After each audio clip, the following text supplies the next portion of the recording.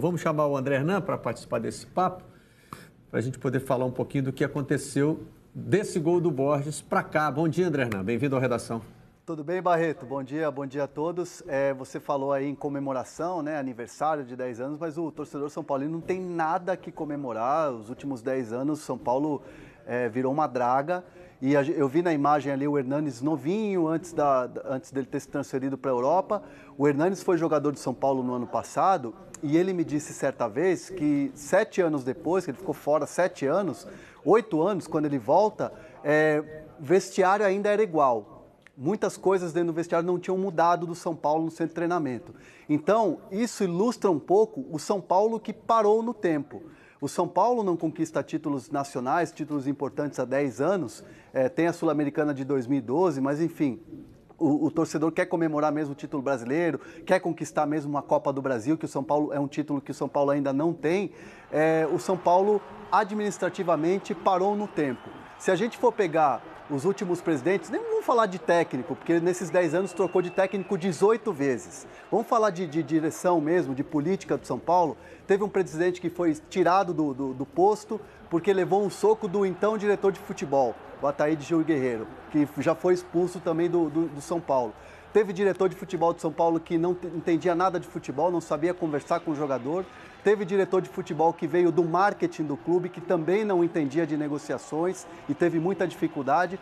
Então o São Paulo, administrativamente, é o reflexo dentro do campo. O São Paulo não se organizou, o São Paulo viveu do passado, viveu do soberano. E hoje tem muita dificuldade através do Raí, que é um ídolo, e o São Paulo sempre buscando o resgate, trouxe o Raí fez um bom trabalho durante esse ano, evidentemente, cumpriu a meta que era de chegar à Libertadores da América, vai disputar a pré-Libertadores do ano que vem, teve erros também, mas o Raí, com muita dificuldade, está tentando colocar a casa em ordem. Mas o São Paulo precisa se reestruturar muito e precisa contratar protagonistas. Não adianta ficar só no bom jogador, no jogador que pode virar uma promessa.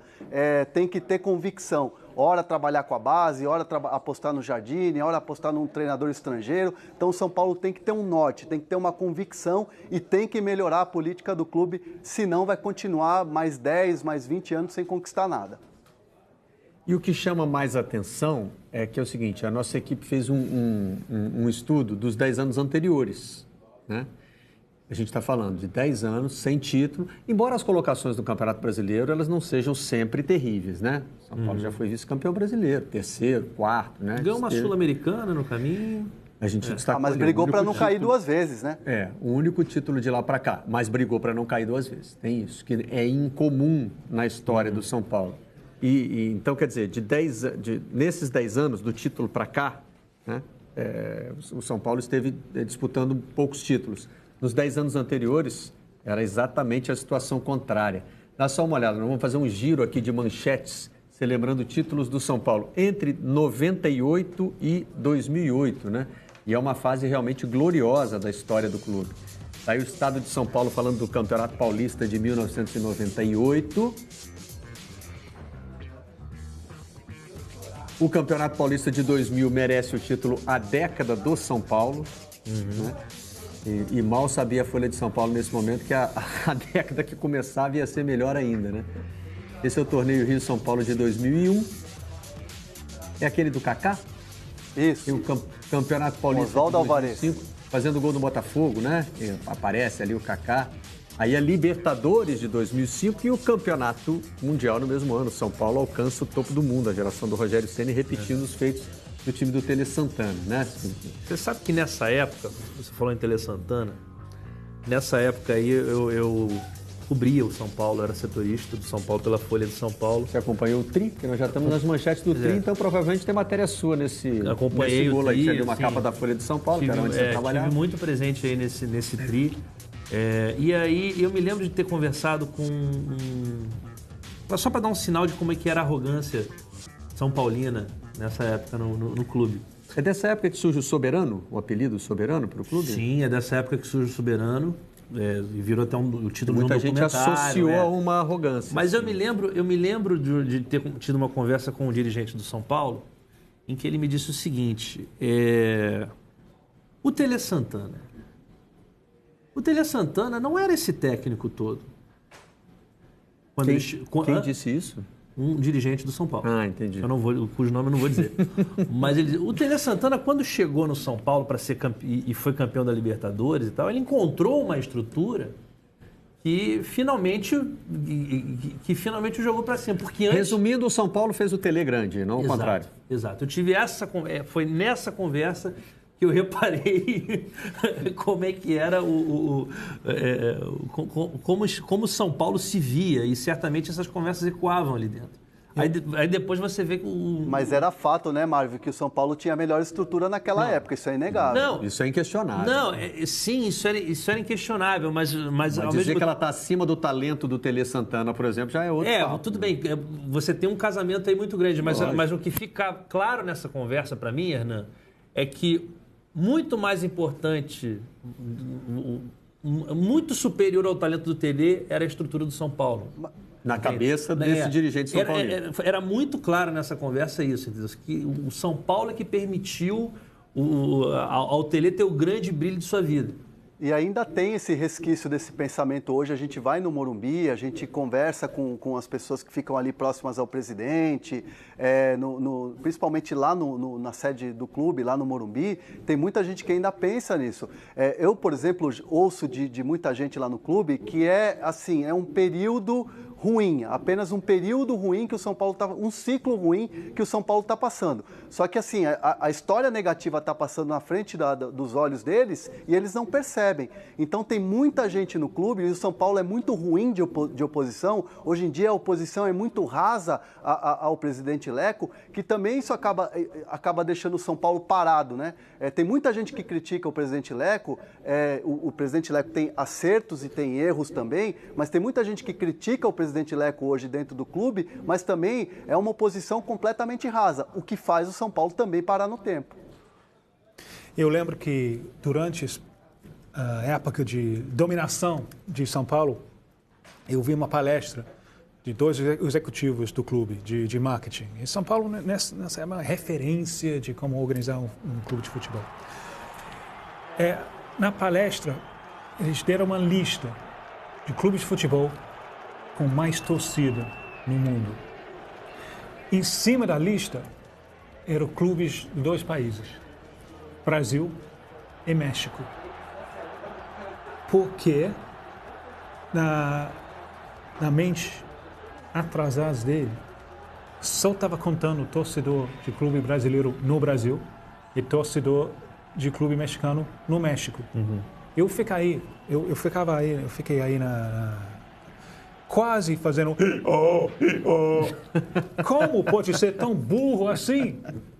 Os caras não estavam entendendo a própria indústria deles. Claro. Tem uma coisa, várias décadas agora, se chama televisão. E a partir da entrada da televisão, o mercado vira global. O Manchester United não vai se tornar gigante com a população de Manchester. Não, menos que 1 milhão. Uma cidade do norte da Inglaterra. Exatamente. Então, os caras não... Isso foi um clube referência do futebol brasileiro naquela época, não percebendo que a concorrência era global. Eu acho que isso diz muito no que aconteceu, não somente no São Paulo, mas com o futebol brasileiro nos últimos anos. Talvez esse fenômeno do São Paulo tenha realmente muitos sintomas, né? Da falta de leitura de mercado aquilo, do futebol brasileiro. Nunca é só uma coisa.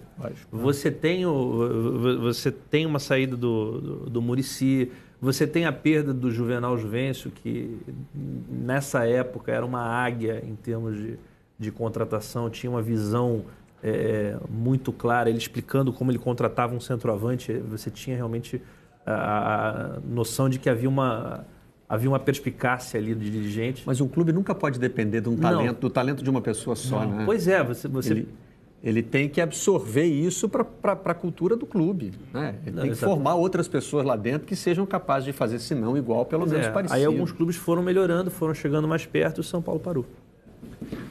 Bom, parou e esse ano foi um ano... Até o São Paulo chegou, em algum momento, a disputar o título. A gente achou que seria campeão brasileiro. Sempre foi surpreendente. Acima das expectativas. Quem olhava para o início do ano do São Paulo não via não via um time formado para ser campeão brasileiro, havia problemas sérios, era um time pesado pelas contratações. Depois começam a chegar os reforços que o Dorival tinha pedido, mas aí já não era mais o Dorival, era o Aguirre. A coisa acabou dando certo em algum momento, mas depois cessou. Esse Paulista aí que terminou na semifinal foi marcado por essa formação de time meio tumultuada, né? Dorival Júnior querendo uma coisa, a diretoria Sim. Trazendo outra. O Everton só chega depois, o Everton que tinha sido pedido pelo Dorival. Esse é o emoji que a gente fez outro dia uma avaliação assim com emojis, de como é que termina o ano para cada torcedor de São Paulo. Aquilo ali é o quê? Um emoji preocupado, é isso? Um emoji, tem uma gotinha de suor. Suando frio. Suando frio, né, Ana? É assim que se sente o torcedor de São Paulo? Esse é o sentimento. E muito de frustração, né? Porque o São Paulo, eu me lembro no começo do ano, o Dorival Júnior, na virada do ano passado para esse ano, quando o São Paulo briga para não cair, havia uma dúvida muito grande internamente no São Paulo se era para manter ou não o Dorival Júnior. Mas aí a diretoria bateu o pé dizendo o seguinte: não, o Dorival salvou o time, fez um bom trabalho, vamos dar ao Dorival uma estrutura de uma pré-temporada, de uma montagem de elenco para poder seguir adiante. Deu o Campeonato Paulista, perdeu.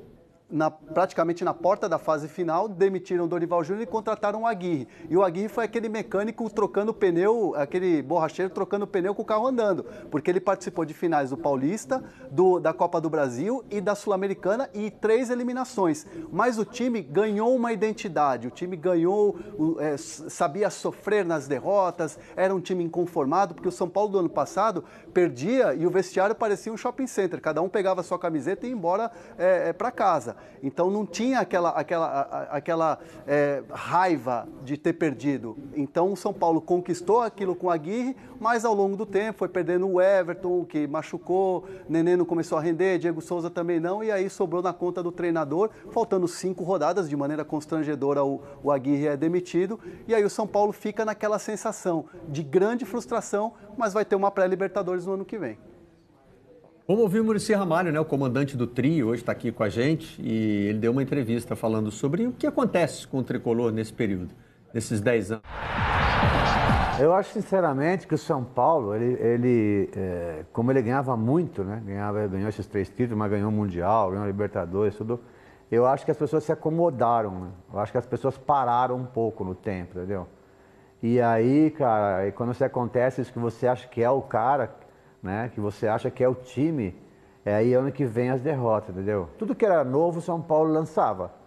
Aí eu acho que com os títulos, né, o São Paulo, ao invés de aproveitar isso, né, foi ao contrário, se acomodou, porque achava que só o que estava lá já estava tudo certo, né, não precisava renovar, não precisava atualizar, não precisava nada. Só o que estava lá estava certo, então começou a viver do passado, cara. E aí não, amanhã a gente recupera, e não recupera mais, porque os adversários começaram a ver o que o São Paulo fazia e começaram meio que a copiar, e aí começaram a passar o São Paulo. É interessante como isso acontece no futebol brasileiro. O São Paulo não é o único exemplo, está um exemplo muito marcante hoje, né? Porque foi vencedor demais até a década passada e de lá para cá simplesmente parou de conquistar títulos. Sucesso é cheio de armadilhas. Pois é.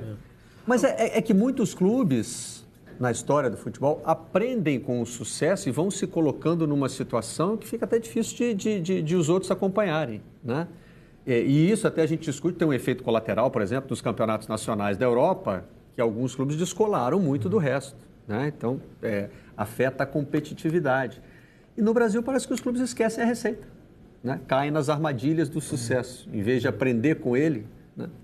Caem nessas armadilhas. Agora foi interessante, porque o São Paulo do Muricy, ele ensinou muita gente a disputar campeonato brasileiro de pontos corridos. E como o próprio Muricy disse, o pessoal estava aprendendo, né? Não estava de bobeira. Não, de fato, aprenderam mesmo, entendeu? Ficou muito claro que para você ganhar o Campeonato Brasileiro, você tinha que ter uma defesa muito boa, um sistema defensivo muito bom.